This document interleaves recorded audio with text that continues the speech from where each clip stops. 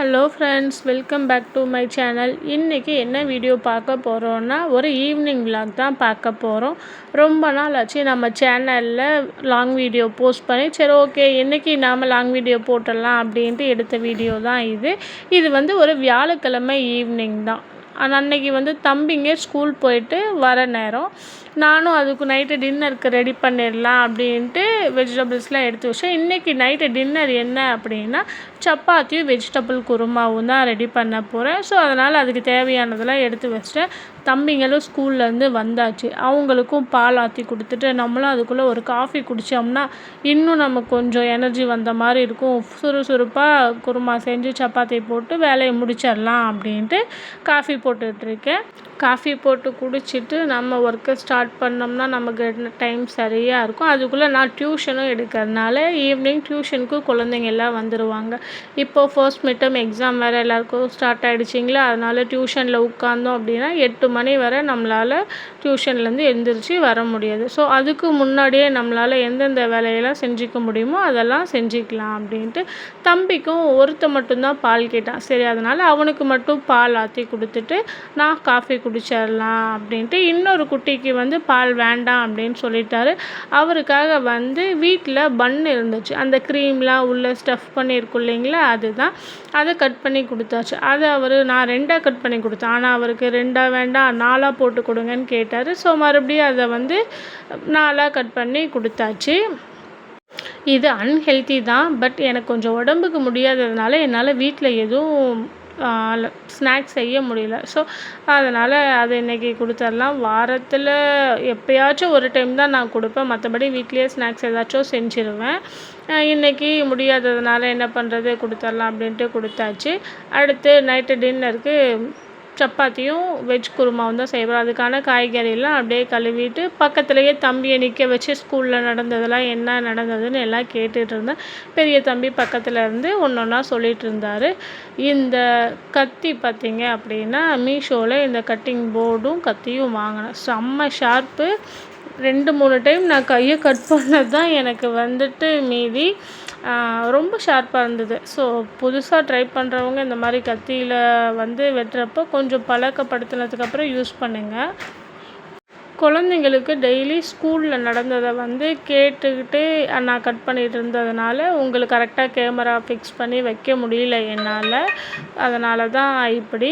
சரி ஓகேங்களா. குழந்தைங்க அப்படின்றத பற்றி இப்போ நியூஸ்லாம் பார்த்தாவே நமக்கு ரொம்ப பயமாக இருக்குது. ஆண் குழந்தையோ பொன் குழந்தையோ எந்த குழந்தையாக இருந்தாலும் வெளியில் அனுப்புறதுக்கே நமக்கு பயமாக இருக்குது. என்ன பண்ணுறது, எஜுகேஷன் முக்கியம் அப்படின்றதுனால நம்ம அனுப்பி தான் ஆகணும். நம்மளோட அவேர்னஸில் தான் இருக்குது. எந்த குழந்தையாக இருந்தாலும் நல்லதை சொல்லி கொடுத்தே வளர்த்துறோம். வெளியில் சொசைட்டி எப்படி இருந்தாலும் நம்ம கொண்டு வரதில் தான் இருக்குது. சரி அதனால் பெரிய பையனுக்கு இப்போ கொஞ்சம் விவரம் தெரியுன்றதுனால அவங்ககிட்ட கேட்டுட்டு இருந்தேன். ஸ்கூலில் என்ன நடந்தது, ஃப்ரெண்ட்ஸ் என்ன பண்ணாங்க, மிஸ் எப்படி உங்ககிட்ட நடந்துக்கிறாங்க அப்படின்ட்டு எல்லாம் கேட்டுட்டு இருந்தேன். அதே அவன் ஷேர் பண்ணிகிட்டு இருந்தான். நம்ம வந்துட்டு தப்பு நடக்கிறதுக்கு முன்னாடியே எல்லாம் கேட்டுக்கிட்டோம் அப்படின்னா நமக்கு கொஞ்சம் அவனுங்களை ஹேண்டில் பண்ணுறதுக்கு ஈஸியாக இருக்கும். ஸோ நான் வந்து கேட்டுட்ருக்கேன். உட்காந்து கேட்குற அளவுக்குலாம் டைம் இல்லைங்க. ஈவினிங் ரொம்ப ஹரிபரியாக தான் போகும். அதனால் அப்படியே நின்றுக்கிட்டே கேட்டுட்டு வேலையெல்லாம் செஞ்சாச்சு. உங்கள் குழந்தைங்களோட நீங்கள் எப்படி டைம் ஸ்பெண்ட் பண்ணுவீங்க அப்படின்றதையும் நீங்கள் எனக்கு ஷேர் பண்ணுங்கள். அவனுங்க ஸ்நாக்ஸ்லாம் சாப்பிட்டுட்டு பால் குடிச்சிட்டு கொஞ்சம் நேரம் விளையாடுறதுக்கு பக்கத்தில் குழந்தைங்களோட போயிட்டாங்க. அந்த டைமில் வந்துட்டு மீதி இருக்க ஒர்க்கும் நான் பண்ணிக்கிட்டேன். 6 மணிக்கு தான் டியூஷனுக்கு வருவாங்க. இப்போ பார்த்திங்கன்னா மணி 5 தான் ஆகுது. அதனால் நம்ம குருமா வச்சுட்டு அதுக்கப்புறம் கிளம்பிடலாம் அப்படின்ட்டு வெஜிடபிள்ஸ்லாம் கட் பண்ணிகிட்ருக்கேன். எனக்கு பார்த்திங்கன்னா அந்த கத்தி சுத்தமாக எனக்கு செட்டே ஆகலை. இதுக்கு முன்னாடி நான் வீட்டில் இந்த கத்தி தான் யூஸ் பண்ணேன், நீங்கள் பார்த்துருப்பீங்க. அதுதான் நான் யூஸ் பண்ணிடுறேன். இந்த கத்தி சின்னதாக இருக்கிறது சும்மா ஃப்ரூட்ஸ் கட் பண்ண, இந்த மாதிரி உருளைக்கிழங்கோட தோல்லாம் பீல் பண்ண அதுக்கு தான் யூஸ் ஆகும். இருந்தாலும் ரொம்ப பார்த்து ஹேண்டில் பண்ணணும். ஏன்னா வந்து ரொம்ப ஷார்ப்பாக இருக்குது. ஆனால் ஒர்த்து தான். மணி நம்ம வேஸ்ட்னுலாம் சொல்ல முடியாது. ஒர்த்தான ப்ராடக்ட்டு தான், நம்பி வாங்கலாம். நான் மீஷோவில் தான் வாங்கினேன். இதுக்கான லிங்க்லாம் என்கிட்ட இல்லை. வேணும்னா சொல்லுங்கள், நான் எடுத்து நான் உங்களுக்கு டிஸ்கிரிப்ஷனில் ஆட் பண்ணுறேன். நாளைக்கு ஆடி வெள்ளி அப்படின்றதுனால வீட்டில் கொஞ்சம் க்ளீனிங் ஒர்க்கும் போயிட்டுருக்கு. இதை முடிச்சுட்டு நம்ம வீடு க்ளீன் பண்ணுற வேலையும் இருக்குது. ஸோ அதையும் பண்ணல. ட்ரெஸ் வாஷ் பண்ணுறதெல்லாம் இன்றைக்கி பண்ணியாச்சு. மற்றபடி மாப் போடுறது எல்லாமே இனிமேல் தான் பண்ணணும். ஹஸ்பண்டும் கொஞ்சம் வெளியில் போனதுனால எல்லாம் நம்மளே பண்ணுற மாதிரி இருக்கிறதுனால கொஞ்சம் பிஸியான டேவாக தான் போகுது. ஜாயிண்ட் ஃபேமிலியாக இருந்தால் ஆளுக்கு ஒன்றா ஒவ்வொரு வேலையாக செய்யும்போது நமக்கு தெரியாது. தனியாக இருந்துட்டு குழந்தைங்கள பார்த்துட்டு வீட்டு வேலையும் பார்த்துக்கிட்டு எல்லாம் செய்கிறது கொஞ்சம் கஷ்டமாக தான் இருக்குது. என்ன பண்ணுறது, இல்லை அப்படின்ற பட்சத்தில் நம்ம செஞ்சு தான் ஆகணும். வேறு வழியே இல்லை. ஹஸ்பண்ட் நல்லாவே சப்போர்ட் பண்ணுவார். எல்லாம் 2 பேரும் ஷேர் பண்ணி தான் பண்ணுவோம். நானே எல்லாத்தையும் பண்ண மாட்டேன். அவரும் ஷேர் பண்ணுவார். என்னோடய எல்லா ஹவுஸ்ஹோல்டு ஒர்க்குமே அவரும் பண்ணி கொடுப்பாரு. அதனால் கொஞ்சம் மேனேஜ் பண்ணுற மாதிரி இருக்குது. இல்லாத பட்சத்தில் நம்ம 2 குழந்தைங்கள வச்சுக்கிட்டு தனியாக மேனேஜ் பண்ணுறது கொஞ்சம் ரொம்ப கஷ்டமாக இருக்கும். இந்த மாதிரி நிறைய பேர் இருக்கீங்க. என்ன பண்ணுறது, நம்ம வேலை நம்ம தானே செஞ்சாகணும். யாரையும் டிபெண்ட் பண்ண முடியாது இல்லைங்களா? நம்மளே நம்மளை மோட்டிவேட் பண்ணிவிட்டு அடுத்தடுத்து போக வேண்டியது தான். வெஜிடபிள்ஸ்லாம் கட் பண்ணி வச்சுட்டு அடுத்து சப்பாத்திக்கு மாவு பிசைஞ்சு வச்சிடலாம் அப்படின்ட்டு ரெடி பண்ணிகிட்ருக்கேன். சப்பாத்தி மாவு பச்சை தண்ணியில் பிசைகிறத விட நம்ம இந்த மாதிரி கொஞ்சம் தண்ணி சூடு பண்ணி பிசைஞ்சோம் அப்படின்னா சப்பாத்தி நல்லா சாஃப்டாக வரும். நான் சீக்கிரமாகவே செஞ்சுருவேன். 6 மணிக்குள்ளே வேலையை முடிச்சுட்டு டியூஷனில் உட்காந்துடலான்றதுனால நான் முன்னாடியே செஞ்சுருவேன். சுடு தண்ணி போட்டு பிசையும் போது அந்த ஹார்டாக இல்லாத சாஃப்டாக இருக்கும். அப்போ செஞ்ச மாதிரியே இருக்கும்னு வச்சுக்கோங்களேன். என்கிட்ட ஹாட் பாக்ஸும் இல்லாததுனால நான் பாத்திரத்தில் தான் போட்டு மூடி வைப்பேன். எனக்கு நல்ல சாஃப்டாகவே கிடைக்கும். சுடு தண்ணியில் கொஞ்சம் உப்பு போட்டு தூள் உப்பு போட்டு ஆயில் போட்டு நம்ம மாவு பிசைஞ்சு வச்சோம் அப்படின்னா சூப்பராக இருக்கும் சப்பாத்தி. நீங்கள் வேணால் ட்ரை பண்ணி பாருங்கள். சில பேர் பால் ஊற்றி கூட மாவு பிசைவாங்கன்னு சொல்லுவாங்க. நான் அந்த மாதிரி நான் இன்னும் பண்ணதில்லை. நீங்கள் யாராச்சும் பண்ணியிருந்தீங்க அப்படின்னா எனக்கு கீழே ரெசிபி கமெண்ட்டில் சொல்லுங்கள். நானும் ஒரு நாள் ட்ரை பண்ணி பார்க்குறேன். அடுத்து மாவெல்லாம் பிசைஞ்சு வச்சுட்டு அடுத்த வேலையை நம்ம பார்க்க வேண்டியது. அடுத்து குருமா செஞ்சிட்டோம் அப்படின்னா வேலை முடிஞ்சிடும். இப்போ மாவு தான் நல்லா சாஃப்டாக பிசையணும். கேமரா ஃபிக்ஸ் பண்ணுறது தான் எனக்கு பெரிய ஒரு வேலையாக இருக்குது. இப்போ புதுசாக நான் லாங் வீடியோ எடுக்கிறதுனால கொஞ்சம் கஷ்டமாக இருக்குது. போக போக சரியாயிடும்னு நினைக்கிறேன். பார்க்கலாம் எப்படி இருக்குது அப்படின்ட்டு. நல்லா சாஃப்டாக வரணுன்றதுனால எனக்கு தெரிஞ்ச மாதிரி நான் எப்படியோ பிசைஞ்சிக்கிட்டு இருக்கேன். ஆனால் இப்படி தான் பிசைவாங்களாங்கிறது எனக்கும் தெரியல.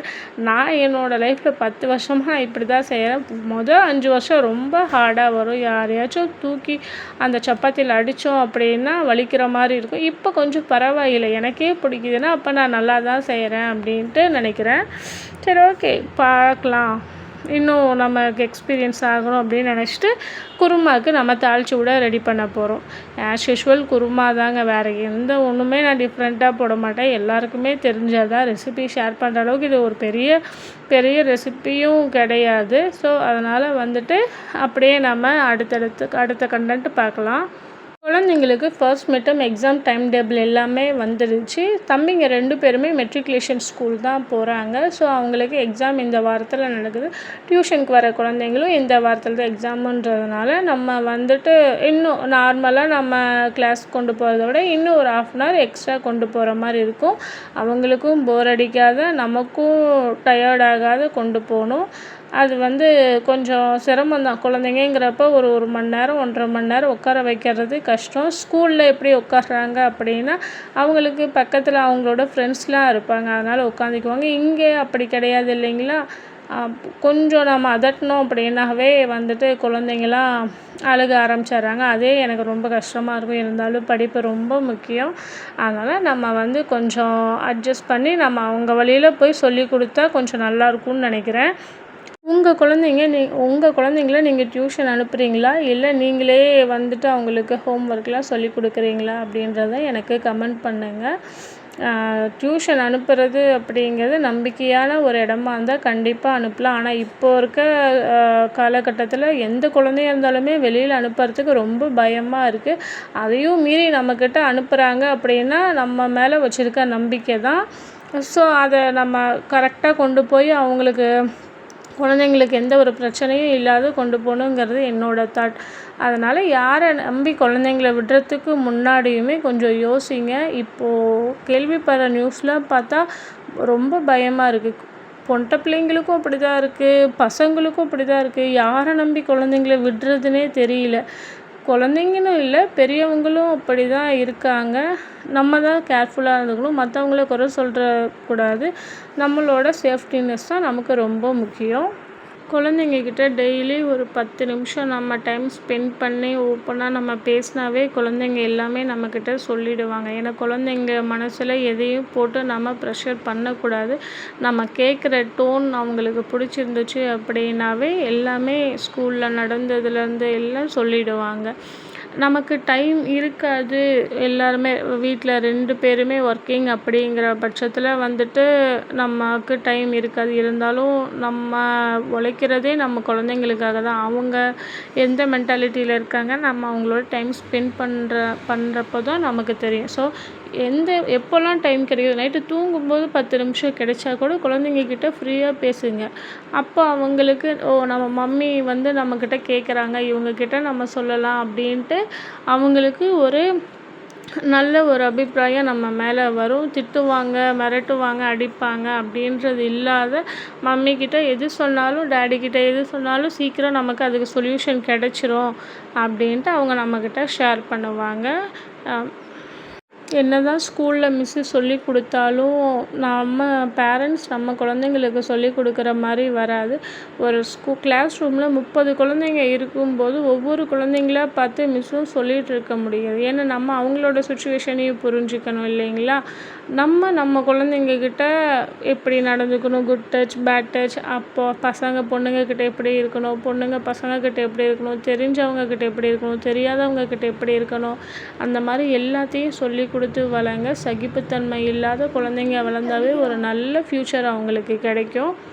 குழந்தைங்கள பற்றியே பேசிகிட்டு இருக்கிற மாதிரி உங்களுக்கு போர் அடிக்கிற மாதிரி இருக்குதுங்களா? என்ன பண்ணுறது? இப்போ ஆஸ் அ பேரண்ட்டாக நம்ம யோசிக்கிறதே குழந்தைங்களாக தான் இருக்குது. நம்மளை பற்றி யோசிக்கிறதுக்கு டைமே இல்லை. நமக்காகவும் நம்ம டைம் ஒதுக்கிக்கணும். இப்போ 2 பேரும் வேலைக்கு போகிற மாதிரி இருந்தால் கண்டிப்பாக இப்போ இருக்க காலகட்டத்தில் முடியாது. ஹவுஸ் ஒய்ஃபாக இருக்கிறவங்களுக்கு நான் சொல்கிறேன், படிச்சுட்டு நம்ம சும்மா இருக்கோமே அப்படின்ட்டு நம்ம மனசை தளர விடாதீங்க. யாரும் யாரோடையும் கம்பேர் பண்ணவும் வேண்டாம். நம்ம எதுக்கும் குறைஞ்சவங்களே கிடையாது. ஏன்னா ஒரு குழந்தைய பார்த்துக்கிற பேரண்ட், ஒரு மம்மிக்கு தான் தெரியும் அதில் எவ்வளோ கஷ்டம் இருக்குது அப்படின்ட்டு. சொல்கிறவங்க ஈஸியாக சொல்லிடுவாங்க, நீ என்ன வீட்டில் தானே இருக்க அப்படின்ட்டு. அந்த வீட்டில் இருக்கிறதுக்கு பின்னாடி இருக்கிறது நமக்கு தான் தெரியும். அதை சொல்லிலாம் ஒருத்தவங்களுக்கு புரிய வைக்க முடியாது. உங்களை பற்றி புரிஞ்சிக்கலையா, விட்டுருங்க. அவங்கக்கிட்ட நம்ம திரும்ப போயிட்டு சொல்கிறதுனால ஒரு பிரயோஜனமும் இல்லை, நமக்கு தான் டைம் வேஸ்ட்டு. நம்மளை புரிஞ்சிக்காதவங்கக்கிட்ட நம்ம சொல்லி ஒன்றுமே ஆக போகிறதில்ல. உங்களுக்கு அப்படியே ரொம்ப மனசு கஷ்டமாக இருந்துச்சுன்னா நீங்கள் நல்ல சாமி கும்பிடுங்க. நீங்கள் ஹிந்துவோ, கிறிஸ்டினோ, முஸ்லீமோ, எந்த கம்யூனிட்டியாக இருந்தாலும் நீங்கள் நல்ல நம்ம சொல்லி நம்மளை வந்து கேலி செய்யாத ஒருத்தவங்கன்னா அது கடவுள் மட்டும்தான். நம்ம எது சொன்னாலும் அதை அக்செப்ட் பண்ணி அவங்க கேட்குறாங்களோ கேட்கலையோ, நமக்கு சொல்யூஷன் கிடைக்குதோ இல்லையோ, ஆனால் வந்துட்டு நமக்கு சொல்கிறதுக்கு ஒரு ஆள் இருக்குல்ல, அது வந்து கடவுள் மட்டும்தான் நான் நம்புகிறேன். எனக்கு நிறையவே அந்த மாதிரிலாம் நடந்திருக்கு. நான் வந்து எனக்கு யாரும் இதெல்லாம் சொல்ல முடியாத சுச்சுவேஷனில் கூட நான் கடவுள்கிட்ட மட்டும்தான் சொன்னேன். அவங்க மட்டும்தான் யாருக்கிட்டையும் சொல்லி என்னை வந்துட்டு ப்ளேம் பண்ணலை. ஸோ அவங்க தான் என்னோடய பெஸ்ட் ஃப்ரெண்ட். உங்களுக்கு அந்த மாதிரி எந்த கடவுள் பிடிக்குமோ அவங்கக்கிட்ட நீங்கள் சொல்லி ஷேர் பண்ணலாம். அடுத்து பேசிக்கிட்டே வந்துட்டு குருமாவுக்கும் ரெடி பண்ணியாச்சு. அடுத்து சப்பாத்தியும் தேய்ச்சி போட்டோம் அப்படின்னா வேலை முடிஞ்சுது. இன்றைக்கி கொஞ்சம் சீக்கிரமாகவே வேலை முடிஞ்ச மாதிரி எனக்கு தெரியுது. எதனால் அப்படின்ட்டுனா உங்கள்கிட்ட பேசிகிட்டே இருந்தேன் இல்லையா, அதனால் கூட இருக்கலாம். ஓகே, நான் பேசுனதில் உங்களுக்கு என்ன பிடிச்சிருக்கு, என்ன பிடிக்கல, இந்த மாதிரி பேசலாமா, இந்த கண்டென்ட் உங்களுக்கு ஓகேவா அப்படின்றத எனக்கு நீங்கள் கமெண்ட்டில் ஷேர் பண்ணுங்கள். நான் ஒரு நியூ யூடியூபர் தான், அதனால் நான் எனக்கு தெரிஞ்சதை பேசினேன். இன்னொருத்தவங்கள காப்பி பண்ணி தான் பேசக்கூடாது. நல்ல விஷயமா இருந்தால் ஏற்றுக்கலாம், இல்லை ஏதாச்சும் மாற்றிக்கணும் அப்படின்னா நீங்கள் எனக்கு கமெண்ட்டில் சொல்லுங்கள், நான் கண்டிப்பாக மாற்றிக்கிறேன். இல்லை மேம் நீங்கள் பேசுகிறது ஓகே அப்படின்னா எனக்கு ஒரு ஹார்ட் சிம்பிள் கொடுங்க. அது எனக்கு வந்து நீங்கள் ஓகே சொன்ன மாதிரியும் நான் எடுத்துக்கிறேன். ஓகே ஃப்ரெண்ட்ஸ், இந்த வீடியோ உங்களுக்கு பிடிச்சிருக்கும் அப்படின்னு நினைக்கிறேன். பிடிச்சிருந்துச்சு அப்படின்னா இந்த வீடியோவை உங்கள் ஃப்ரெண்ட்ஸ் அண்ட் ஃபேமிலிஸோடு ஷேர் பண்ணிக்கோங்க. இல்லைங்க நீங்கள் பேசுனது இது தப்பு அப்படின்னா அதையும் நீங்கள் கமெண்ட்டில் சொல்லலாம், நான் ஏற்றுப்பேன். யாரையும் நான் தான் சொன்ன மாதிரி யாரையும் நான் ப்ளேம் பண்ண மாட்டேன். என்ன ப்ளேம் பண்ணாலும் ஒரு காதில் வாங்கிட்டு இன்னொரு காதில் விட்டுரும். அதுக்கு தான் கடவுள் நமக்கு 2 காது கொடுத்துருக்காங்க. உனக்கு நல்லதை கேட்டுக்க, இன்னொன்று கெட்டதை விட்டுற. அதனால் எதுக்கும் கவலைப்படாதீங்க. கவலைப்பட்டு மட்டும் இங்கே ஒன்றும் வரப்போகிறது கிடையாது.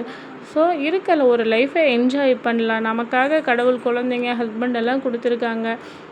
இன்னொருத்தவங்களால நமக்கு மனசு கஷ்டப்படுது அப்படிங்கிற பட்சத்தில் அவங்கள ஸ்கிப் பண்ணிவிட்டு போயிட்டே இருக்கணும். ஓகேங்களா? ஓகே ஃப்ரெண்ட்ஸ், இந்த வீடியோ உங்களுக்கு பிடிச்சிருந்தா லைக் பண்ணிக்கோங்க, கமெண்ட் பண்ணுங்கள், கண்டிப்பாக மறக்காத சப்ஸ்கிரைப் பண்ணிக்கோங்க. தேங்க்யூ. சொல்ல மறந்துட்டேன், நாளையிலேருந்து எப்பயும் போல் நம்ம சேனலில் ஷார்ட்ஸ் வரும், அதையும் நீங்கள் ஃபாலோ பண்ணிக்கோங்க. ஒன்றும் இல்லை, கோலம் போடுறது, லஞ்ச் பாக்ஸ் சீரீஸு தான் வரும். எப்படி இருக்குன்னு ஜஸ்ட்டு பாருங்கள், உங்களுக்கு பிடிக்கும். பாய்.